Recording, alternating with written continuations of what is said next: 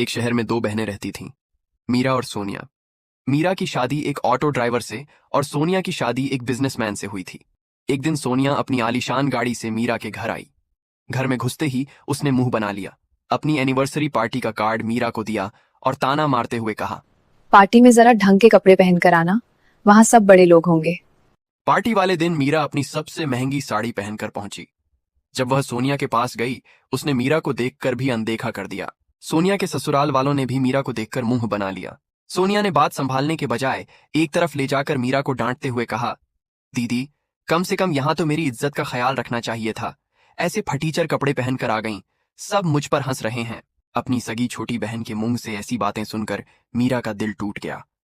वह वहां एक पल भी नहीं रुकी और रोते हुए अपने घर वापस आ गई। उस रात मीरा ने ठान लिया कि वह अब गरीबी में नहीं जिएगी। उसके पास सिलाई का हुनर तो था ही, उसने अपनी छोटी सी सेविंग से एक पुरानी सिलाई मशीन खरीदी और घर पर ही आस पड़ोस की औरतों के कपड़े सिलना शुरू कर दिया।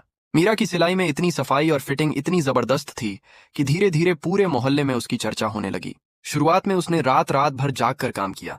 साथ ही उसने एक सिलाई क्लासेस ज्वाइन की, जहां उसने डिजाइनर ड्रेस बनाना सीख लिया।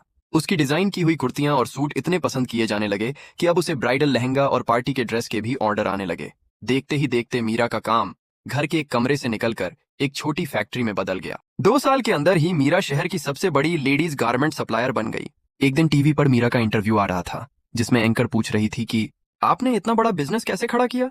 मीरा ने जवाब दिया, का श्रेय मेरी छोटी बहन को जाता है। उसने एहसास दिलाया कि दुनिया उगते सूरज को ही सलाम करती है। सोनिया अपने आलीशान घर में टीवी पर यह देख रही थी।